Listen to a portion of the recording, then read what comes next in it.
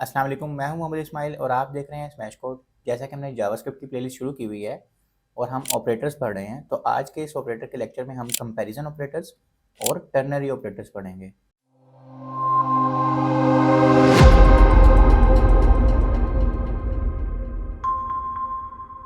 Okay, तो जैसे कि हमने लास्ट लेक्चर में चेक किया था कि हमने ऑपरेटर्स पढ़े थे, डिफरेंट किस्म के अरिथमेटिक ऑपरेटर्स और असाइनमेंट ऑपरेटर पढ़े थे, तो उसी को हम आगे लेके चलेंगे। सबसे पहले हमारे पास यहाँ पे है कंपैरिजन ऑपरेटर्स, ठीक है। और वो क्यों यूज़ होते हैं? लॉजिकल स्टेटमेंट को देखने के लिए कि वो एक दूसरे यानी एक वेरिएबल दूसरे वेरिएबल से किस तरह डिफरेंशिएट है और वो उससे बड़ा है, उससे छोटा है, उसके इक्वल है, ठीक है, इस तरह की चीज़ें। जैसे अब x इक्वल टू 5 है, ठीक है। तो अब हम इसको डिफरेंट किस्म की तरीक़ों से कंपैरिजन करके देखेंगे कि x इक्वल टू 5 है तो वो किस तरह कंपैरिजन हो सकता है। सबसे पहले है हमारे पास इज़ इक्वल टू। जब हम 2 दफ़ा इज़ इक्वल लगा देते हैं, ठीक है, इसका मतलब होता है इक्वल टू, ठीक है, कि x इज़ इक्वल टू 8। यानी जब हम वैल्यू असाइन करते हैं तब एक दफ़ा इज़ इक्वल लगाते हैं, लेकिन जब हमने चेक करना हो ना कि x इक्वल टू है 8 के या नहीं है, ठीक है, तो हम 2 दफ़ा इक्वल लगाते हैं। तो वो सिर्फ वैल्यू चेक करता है कि उसकी वैल्यू इसके इक्वल है या नहीं है। अब क्योंकि 8 नहीं है, 5 है, तो वो उसका इसका जो जवाब होगा वो ट्रू या फॉल्स में होगा, ठीक है। तो इसका जवाब क्या आएगा? फॉल्स। अब वो इसमें एक और चीज़ भी चेक करेगा, x इक्वल टू 5। अब ठीक है, अब 5 है 5 के इक्वल, ओके हो गया, तो उसने ट्रू कर दिया। तीसरी चीज़ वो क्या चेक करेगा कि इसकी जो डाटा टाइप है वो भी सेम है या नहीं। जैसे इसने क्या किया, जब हम 2 इज इक्वल टू लगाते हैं ना, तो वो डाटा टाइप को इतना ख़ास नहीं देखता, ठीक है। उसने नंबर देखा और उसने उसके इक्वल रख के उसको ट्रू कर दिया। अब आगे हम जाके देखेंगे कि वो डाटा टाइप भी देखेगा और इसका जवाब इसका फॉल्स आना चाहिए। यानी क्योंकि x इक्वल टू 5 नंबर है, स्ट्रिंग नहीं है। यहाँ पे ये स्ट्रिंग है, ये वाला तो ठीक है इसने ट्रू किया, लेकिन इसको ये ट्रू नहीं करना चाहिए था। जब हमने बहुत स्पेसिफिकली टाइप भी देखनी होती है नंबर की, तो वेरिएबल की टाइप भी देखनी होती है और एग्जैक्टली नंबर भी मैच करना होता है, तो फिर हम 3 दफ़ा इज इक्वल टू लगाते हैं, ठीक है। ये देखें, जैसे अब हम यहाँ पे 3 दफ़ा इज इक्वल टू लगाएंगे, तो उसने कहा x इक्वल टू 5 है, ओके हो गया। अब उसने ये देखा, इक्वल वैल्यू भी देखी है और उसने इक्वल टाइप भी देखी है। इसकी टाइप भी वही थी ना, नंबर ही थी, और जो x इक्वल टू 5 हमने रखा था उसमें भी नंबर ही थी। अब हमने कहा x equal to inverted commas के अंदर 5 यानी कि स्ट्रिंग, तो उसने इक्वल वैल्यू किया, वो तो हो गया, लेकिन इक्वल टाइप नहीं हुआ, तो उसने फॉल्स जवाब दे दिया। ये दोनों चीज़ें सही होनी चाहिए थी, तो इसने ट्रू देना था इसका। अब अगर हमने देखना हो कि ये नॉट इक्वल टू है, x नॉट इक्वल टू 8, तो इसमें एक्सक्लेमेशन मार्क लगाएंगे शिफ्ट दबा के 1 से, ठीक है। तो ये शिफ्ट दबा के 1 लिखेंगे तो ये एक्सक्लेमेशन मार्क आएगा, उसके साथ इक्वल लगाएंगे तो इसका मतलब होता है नॉट इक्वल टू। पहले हम देख रहे थे इक्वल टू, अब हम देख रहे हैं नॉट इक्वल टू। तो अगर हम कहें x नॉट इक्वल टू 8 तो उसका जवाब ट्रू। अगर हम लिख देते x नॉट इक्वल टू 5, पर क्योंकि 5 के ही इक्वल है तो यहाँ पे क्या जवाब आता है? फॉल्स, ठीक है। ये हम करके भी देख लेंगे। अब इसमें क्या वो चीज़ देख रहा है, नॉट इक्वल टू भी देख रहा है और टाइप भी देख रहा है। तो अब हमने कहा x नॉट इक्वल टू 5। अब उसने यहाँ पे देखा इसकी 5 की टाइप क्या है? नंबर है। जो हमने यहाँ पे रखा था वो भी नंबर है। फिर उसने देखा इक्वल वैल्यू है, वैल्यू भी है, वैल्यू भी सेम है, तो उसने इसका जवाब आना चाहिए था ट्रू, ठीक है। तो अगर हम इक्वल देख रहे होते, लेकिन हम देख रहे हैं नॉट इक्वल टू, तो उसने उसका क्या जवाब दे दिया? फॉल्स। उसने कहा नहीं, ये 5 की इक्वल ही है, तो आप गलत देख रहे हैं, इसलिए उसने उसका जवाब क्या कर दिया? फॉल्स। यहाँ पे 8 होता या स्ट्रिंग में 5 होता तो फिर वो इसका जवाब ट्रू दे देता। अच्छा, इसी तरह हमारे पास कुछ और कंपैरिजन ऑपरेटर्स हैं। ये सारे हमने मैथ में ऑलरेडी पढ़े हुए हैं, लेकिन मैं आपको सारे इसलिए पढ़ा रहा हूँ ताकि रिवाइज हो जाए। अब ये क्या है? साइन ग्रेटर देन का, ठीक है। शिफ्ट दबा के एंगल ब्रैकेट जो हम टैग के लिए HTML में भी यूज़ करते थे, ठीक है। अगर आपने HTML के लेक्चर्स नहीं देखे तो आपको आई टैग में आ रहा होगा, तो आप उसको देख सकते हैं, ठीक है। अच्छा, ग्रेटर देन का साइन लगेगा, x is greater than to 8, तो उसका जवाब क्या आ गया? फॉल्स। क्यों? क्योंकि x इज इक्वल टू 5 था, तो 5 तो 8 से ग्रेटर नहीं है ना, 5 तो 8 से कम है, तो उसने क्या कर दिया? फॉल्स जवाब दे दिया। अगर हम लिखते थे less than 8, x is less then 8, तो उसने क्या कर दिया? ट्रू। x की वैल्यू 5 है, ये याद रखनी है आपने, जिसके साथ हम ये सारे खेल रहे हैं, ठीक है। उसके बाद उसने अब यहाँ पे ये चेक करना है कि ग्रेटर देन और इक्वल टू, यानी या तो वो ग्रेटर देन हो या बिल्कुल उसके इक्वल हो, ठीक है। तो वो भी नहीं है, तो उन्होंने उसका जवाब भी क्या कर दिया? फॉल्स कर दिया, ठीक है। तो इस तरह हमारे पास ये कंपैरिजन ऑपरेटर है। इसी तरह लेस देन और इक्वल टू भी आएगा। अब उसने पूछा कि लेस देन हो या फिर इक्वल टू हो। अब इसमें से कोई भी एक चीज़ भी ट्रू होगी तो उसने ट्रू कर देना है। ठीक है, यहाँ पे और लगा हुआ है ना, यानी इन दोनों में से कोई भी एक चीज़। तो अब x इज लेस देन और इक्वल टू 8, ठीक है, तो इक्वल टू 8 तो नहीं है लेकिन लेस देन है 8 से, तो ये ट्रू होगा। हम ये सारी चीज़ें अब कोड में करके देखते हैं। ठीक है, अब हम यहाँ पे सबसे पहले एक वेरिएबल बनाते हैं सम वन के नाम से, इज इक्वल टू, और इसको हम कर देते हैं जी 5 के इक्वल, ठीक है। और अब हम यहाँ पे कंसोल करवाते हैं, हम लिखते, अभी हम क्योंकि सिर्फ वैल्यू देखेंगे, दो इज इक्वल के साथ वैल्यू देखते हैं, एक इज इक्वल जब हमने लगाया, ये जैसे एक इज इक्वल लगाया तो इसमें वैल्यू असाइन होगी, सम वन की वैल्यू होगी 5। अब हम यहाँ पे प्लस लगाते हैं, ठीक है। अब हमने लगाना है ना सम वन इज इक्वल टू दो दफ़ा और फिर 5, यहाँ पे हम क्या चेक कर रहे हैं, वैल्यू। अच्छा, अब जब भी आप मैथ का एक्सप्रेशन यूज़ कर रहे हैं, अब आपको पता है ये प्लस से क्या हो रहा है, कंकैटिनेशन हो रही है, लेकिन इसको तो नहीं पता नहीं ये कंकैटिनेशन हो रही है। तो ये क्योंकि मैथ का एक्सप्रेशन है और इसमें भी प्लस यूज़ हो सकता था, ठीक है, हम कर सकते थे ना, इस तरह कर सकते थे। ये जो हमने लास्ट लेक्चर में पढ़े हैं इंक्रीमेंट और डिक्रीमेंट ऑपरेटर्स, तो इस तरह कर सकते थे ना हम, ठीक है। तो इसलिए उसको नहीं पता कि ये 5 आप इस मैथ के ऑपरेशन के लिए यूज़ कर रहे हैं या वैसे यूज़ कर रहे हैं, तो इसको हम एक ब्रैकेट में इनक्लोज कर देंगे। इससे क्या होगा, तो वो अपना काम करेगा और ये प्लस अपना काम करेगा। अच्छा, अब उसमें हो क्या रहा है, अब हम सिर्फ इक्वल कर चेक करें वैल्यू कि सम वन की 5 वैल्यू है या नहीं है, ठीक है। तो जब हम रिफ्रेश करते हैं तो उसने क्या कह दिया, इक्वल वैल्यू ट्रू, ठीक है। अब अगर हम इसी की कॉपी बनाएं और सिर्फ इस 5 को एक स्ट्रिंग बना दें, अब हम सिर्फ ये चेक करें कि उसने टाइप चेक करनी है कि नहीं, उसने फिर दोबारा इक्वल वैल्यू कर दिया ट्रू, हालांकि ये 5 तो एक नंबर है ही नहीं, ये तो एक स्ट्रिंग है। लेकिन जब आप दो दफ़ा इक्वल टू लगाते हैं तो वो ये देखते नहीं है कि डाटा टाइप क्या है, वो जस्ट चेक करता है कि वो जो उसके अंदर लिखा हुआ है और जो यहाँ पर लिखा हुआ है वो सेम है या नहीं है, ठीक है। अच्छा, अब हमने ये तो देख लिया, पर अगर हमने देखना हो कि वैल्यू भी देखनी है हमने एंड इक्वल टाइप, ये दोनों चीज़ें ट्रू होनी चाहिए, ठीक है, यानी दोनों चीज़ें सही होनी चाहिए। तो क्या हो, अब यहाँ पे हमने सिर्फ एक इज इक्वल टू ज़्यादा लगा देनी है, और हम यहाँ पे पहले एक दफ़ा 5 लिख के देखते हैं, सिंपल 5।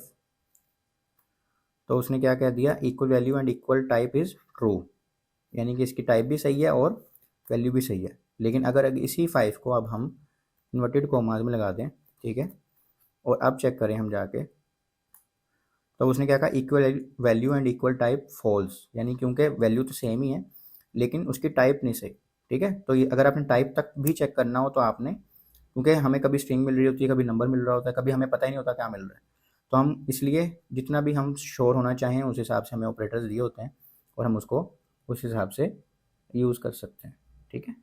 अच्छा, अब हमने एक और चीज़ पढ़ी थी कि नॉट इक्वल टू भी हम यानी कि देख सकते हैं, नॉट इक्वल टू, ठीक हो गया। अगर हमने सिर्फ देखना है ना, सिंपल वैल्यू देखनी है कि इसकी वैल्यू इक्वल टू है या नहीं, तो हम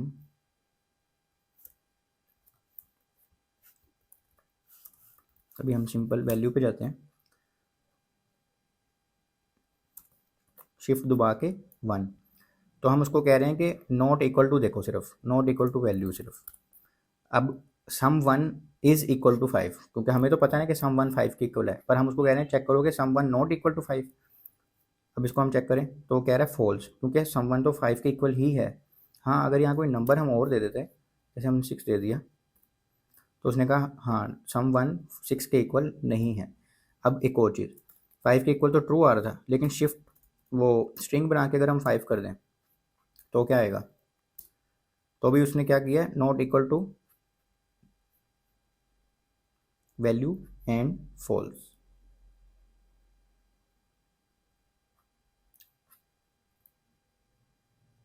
अच्छा, अब हमारे पास इसकी ये स्ट्रिंग में है, ठीक है। अब अगर हम यहाँ पे दो इक्वल टू लगा दें, तो उसने अब क्या चेक किया, उसने वैल्यू भी चेक की है और उसने टाइप भी चेक की है, ठीक है। इसका हम चलें अलग से बनाते हैं।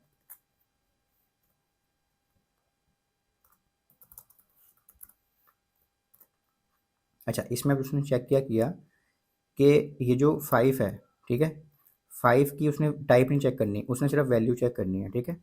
वैल्यू चेक की और उसने कह दिया कि नॉट इक्वल टू 5, हमने उसे कहा है, लेकिन ये तो 5 के इक्वल ही है, ठीक है। तो वो लाइन नंबर 313 पे ट्रू फॉल्स दे रहा है, ठीक है। ये 313 पे फॉल्स क्यों दे रहा है, क्योंकि 5 के ही इक्वल है ना। हम तो उससे पूछ रहे हैं कि यहाँ पे हम इस ऑपरेटर का नाम है नॉट इक्वल टू, यहाँ पे कोई भी आप नंबर रख दें, 6 रख दें, 7 रख दें, तो वो ट्रू दे देगा। ये देखें लाइन नंबर 313 पे उसने ट्रू दे दिया, ठीक है। लेकिन अगर हमने देखना है, यहाँ पे 60 कर देते, यहाँ पे हमने देखना है कि उसकी वैल्यू भी देखो, उसकी टाइप भी देखो कि सारा कुछ सही है कि नहीं। अब देखें इसकी जो टाइप है वो गलत है, इसकी जो टाइप है नंबर है, इसकी जो टाइप है स्ट्रिंग है, तो इसको यहाँ पे क्या देना चाहिए, ट्रू देना चाहिए, ठीक है। हालांकि ये है तो 5 ही, पर वो क्या कर रहा है, यहाँ पे टाइप भी देख रहा है कि टाइप तो इक्वल नहीं है ना, तो उसने उसको फॉल्स कर दिया, यानी कि बता दिया कि हाँ भाई सम 1 की वैल्यू स्ट्रिंग में 5 नहीं है, तो उसने उसको क्या कर दिया, ट्रू कर दिया, ठीक है। थोड़ा सा कन्फ्यूजन है, लेकिन ये आपको रिपीट करके आप देख लेगा, आपको समझ आ जाएगी। हम उसको कह रहे हैं कि नॉट इक्वल टू चेक करें, यहाँ पे हम इसको ये देख रहे हैं। अब नॉट इक्वल टू 6 तो है, तो इसको ट्रू दे देगा ना, वो ऐसी बात है, ठीक है। हमने स्टेटमेंट पढ़नी सीखनी, someone is not equal to inverted commas 6, ठीक है। Someone is not equal to inverted commas 5, और इसमें जब 2 दफ़ा इक्वल लग गया तो उसकी डाटा टाइप भी देखनी है। अगर ये 2 दफ़ा इक्वल ना लगता तो अब ये देखें फॉल्स कर देगा, क्योंकि वो तो कह रहा है कि ये 5 की इक्वल ही है, ठीक है। उसने डाटा टाइप देखी ही नहीं। जब हमने उसको कहा कि डाटा टाइप भी देखो, तो उसने क्या कर दिया, ट्रू। हाँ वो कह रहा है कि हाँ ये उसके इक्वल नहीं है, ठीक है, हालांकि नंबर 5 ही है। तो ये सिर्फ सिंपल सी सिर्फ एक चीज़ है कि डाटा टाइप और आपने वैल्यूज़ को कंपैरिजन करना, ठीक है। इसी तरह हमारे पास और भी हैं जो हमने ग्रेटर देन और लेस देन भी पढ़े थे।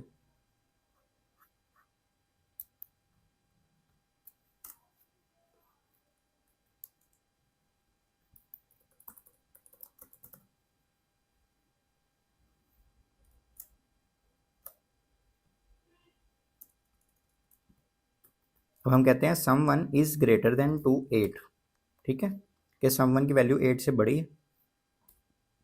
उसने क्या कहा, ग्रेटर देन फॉल्स, क्योंकि सम वन की वैल्यू 5 है। हम 4 कर दें अगर इसको, तो उसने क्या कहा, ग्रेटर देन ट्रू है, ठीक है। इसी तरह अगर हम लेस देन पे चले जाएं तो ये वाली ब्रैकेट आएगी, और यहाँ पे हम लेस देन लिख देते हैं। अब हम कह रहे हैं सम वन की वैल्यू लेस देन 4 है, तो वो क्या कह रहा है, फॉल्स, क्योंकि फॉल्स तो नहीं, 4 से तो छोटी नहीं है ना, 5 है उसकी वैल्यू।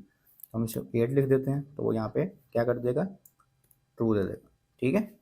इस तरह हम ऑपरेटर्स यूज़ कर सकते हैं, और ये मैं सिर्फ बेसिक आपको एक स्टेटमेंट्स बना के दे रहा हूँ, ये बड़े बड़े ऑपरेशंस भी हम इसके साथ ही करते हैं। और less than and equal to अगर हमने करना हो तो साथ एक इक्वल का साइन लगा देंगे, और इसी तरह ग्रेटर देन और इक्वल टू करना हो तो उसके आगे भी हम इक्वल टू का साइन लगा दें। इसमें वो तब ट्रू कर देगा, मतलब कि जैसे ये कहा है समवन इज़ ग्रेटर देन 4, इसको सपोज करें मैं 8 कर देता हूँ, लाइन नंबर है ये 316 पे, अब वो क्या कह रहा है, फॉल्स, ठीक है। लेकिन अगर मैं इसको कहूँ 5, तो इसने ट्रू दे दिया। लेकिन ये देखें लाइन नंबर 316 पे अब इसने फॉल्स दिया, क्यों दिया है, क्योंकि अब हम उससे सिर्फ पूछ रहे थे समवन इज़ ग्रेटर देन 5, हालांकि 5 ही वैल्यू है, लेकिन उसको भी उसने ट्रू नहीं किया। जब तक हम उसको इक्वल टू नहीं कहेंगे कि या तो बड़ी वैल्यू हो या उसकी इक्वल वैल्यू हो, तो आप उसको सही कर दो, ठीक है। तो ये हमारे पास कंपैरिजन ऑपरेटर्स थे जो भी हमने देखने थे। मैंने चाह रहा हूँ कि आपको एक एक एग्जांपल करके दिखा दिए, ताकि आपको लिखने का भी पता चल जाए कि कैसे लिखना है, ठीक है। नेक्स्ट देखते हैं हमारे पास क्या चीज़ है। अच्छा, अब हमने कंपैरिजन ऑपरेटर देख लिया, अब हमारे पास लॉजिकल ऑपरेटर हैं कुछ, ठीक है। और उसमें हमारे पास ये देखें, इसका पहला है एंड। एंड में क्या चीज़ होती है, अगर हम उसको दो ऑपरेशन दे रहे हैं ना, जैसे ये एक ऑपरेशन है x is less than 10 and y is greater than 1, यानी ये दोनों चीज़ें ट्रू होंगी ना, यानी इसका जवाब अलहदा से ट्रू हो, इसका जवाब अलहदा से ट्रू हो, तो इस पूरे का जवाब भी ट्रू होगा। अगर इसका जवाब फॉल्स है, इसका जवाब ट्रू है, तो फिर फॉल्स ही आएगा, यानी दोनों चीज़ों का ट्रू होना लाजमी है। ये याद रखना है आपने एंड में, ये एंड ऑपरेटर है, ठीक है। शिफ्ट दबा के 7 दबाएंगे तो ये आ जाएगा। इसमें क्या है, और ये 2 दफ़ा लगते हैं, ये याद रखना है। और ऑपरेटर में क्या है, या ये वैल्यू ट्रू हो या ये वैल्यू ट्रू हो, इनमें से कोई भी एक ट्रू हो जाए तो यहाँ पे ट्रू आ जाएगा, ठीक है।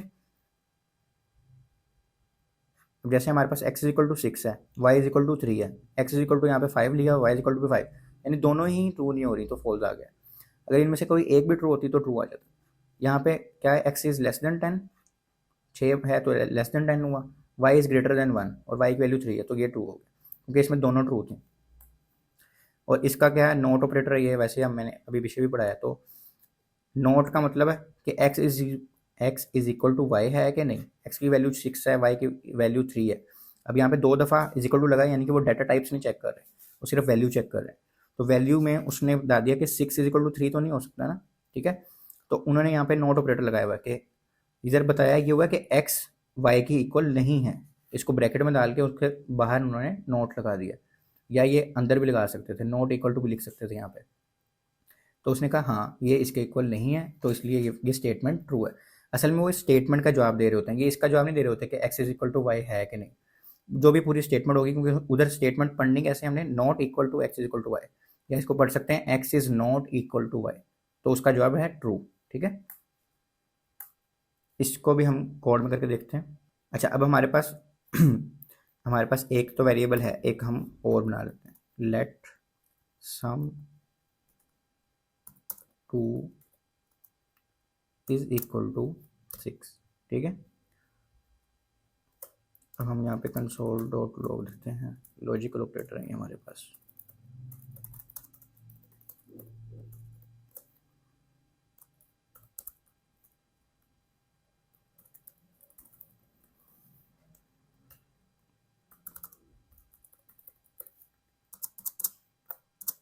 इसका जवाब हम किसी वेरिएबल में भी स्टोर कर सकते थे, मैं आपको डायरेक्टली बस कंसोल में इसलिए दिखा रहा हूँ ताकि हम इसको जल्दी रिकवर कर लें, ठीक है। अब हम उसको कह रहे हैं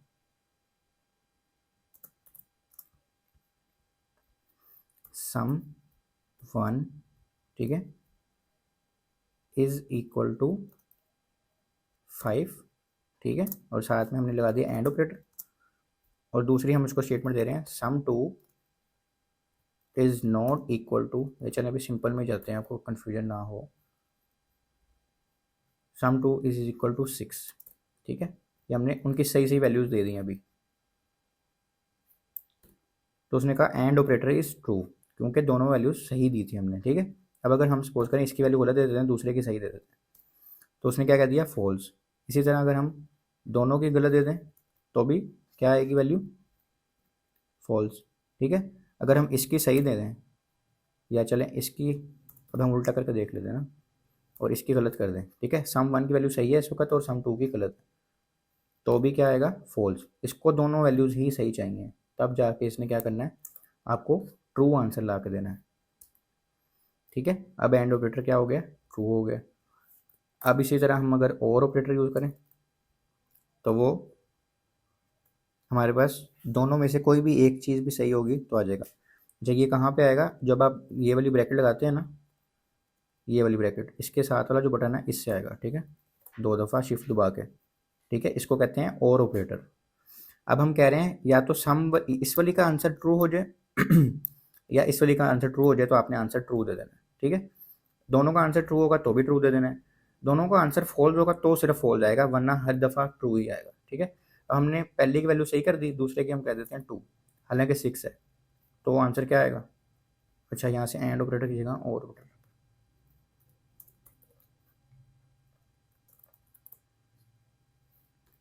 अब उसने क्या कहा, और ऑपरेटर इज ट्रू, यानी कि इसकी वैल्यू हालांकि गलत थी, अब हम इसकी भी गलत कर देते हैं, अब और ऑपरेटर क्या आएगा, फॉल्स आ गया, ठीक है।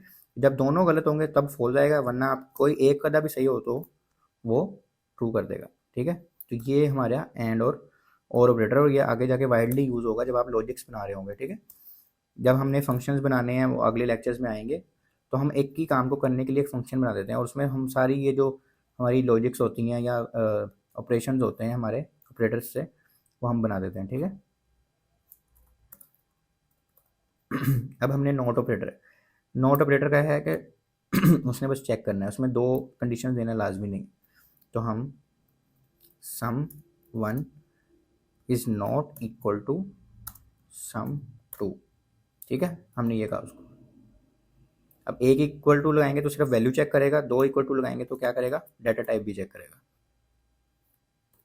तो उसने कहा not operator is true, not operator true मतलब sum one not equal to two, यानी कि सम वन सम टू के इक्वल टू नहीं है, ठीक है, ये उसने बताया। अब अगर इन दोनों की वैल्यू होती है सेम, सपोज इसको हम कर देते हैं 5, तो हम रिफ्रेश करते हैं तो उसने क्या, नॉट ऑपरेटर इज फॉल्स, क्योंकि हम तो यहाँ पे पूछ रहे हैं ना कि नॉट दोनों एक दूसरे के इक्वल नहीं है, हम ये उसको बता रहे हैं, तो उसका जवाब वो दे रहा है कि ट्रू है या फॉल्स है, ठीक है। तो इस तरह हम इसको यूज़ करते हैं। अभी हमने जो स्लाइड में देखा था उसने क्या किया हुआ था, उसने, अच्छा अभी हमें ब्रैकेट आपने ये ख़त्म नहीं करनी अगर आप कंसोल में काम कर रहे हैं, उसके अंदर आपको और ब्रैकेट्स लगानी पड़ेगा, आप ब्रैकेट्स लगा सकते हैं। उसने पहले ब्रैकेट लगाई और पहले नॉट ऑपरेटर लगाया, फिर ब्रैकेट लगाई, सम इक्वल टू,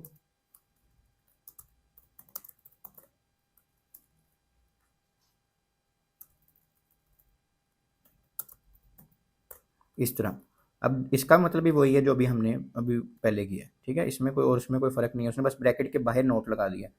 तो मतलब हम ये सिंपल पता है ये नोट ब्रैकेट के बाहर है, तो इस पूरी ब्रैकेट को डोमिनेट कर रहा है, ठीक है। तो हम जो मर्जी कर सकते हैं, जैसे मर्जी अपना एक्सप्रेशन लिख सकते हैं, बस उसकी लॉजिक क्लियर होनी चाहिए,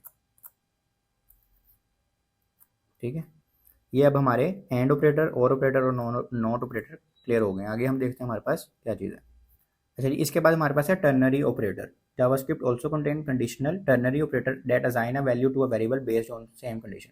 सिंटैक्स क्या है, वेरिएबल का नेम लिखना है, इज इक्वल टू लिखना है, एक उसको कंडीशन देनी है, वो कंडीशन चेक करेगा, जैसे ये इसके इक्वल टू है या नहीं, ये इससे ग्रेटर है, लेस देन है।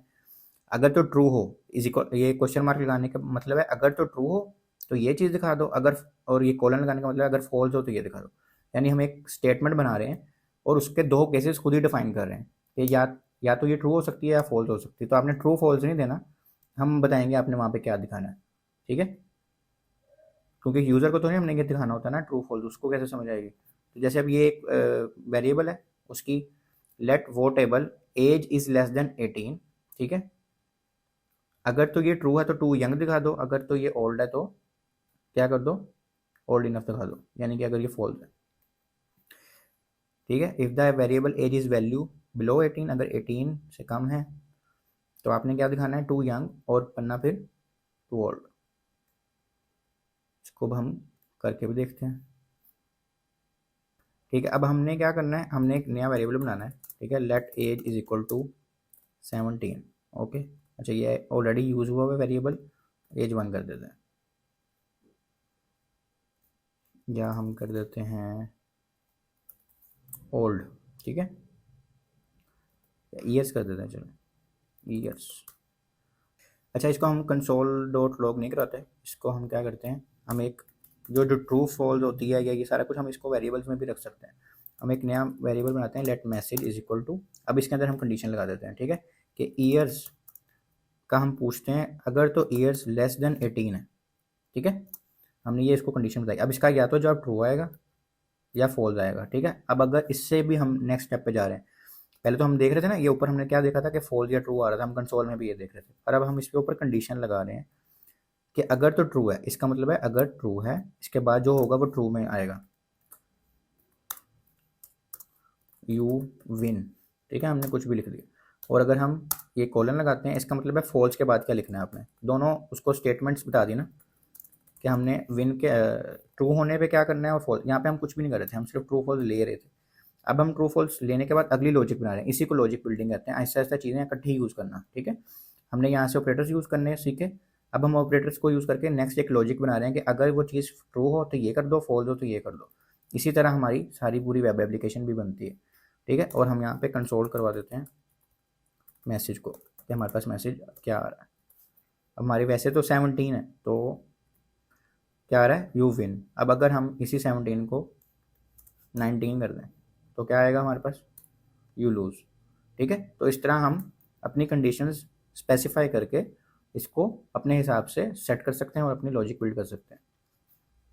अच्छा इसके बाद हमारे पास है bit wise operator. Bit wise operator में क्या होता है कि बिट के हिसाब से हम देखते हैं कि कितनी बाइट्स जा रही हैं, कितनी बाइट्स आ रही हैं, और उसके हिसाब से हमारी कैलकुलेशन होती हैं, पर ये अब यूज़ नहीं होती मोस्टली, अभी तक मैंने आज तक यूज़ नहीं किया।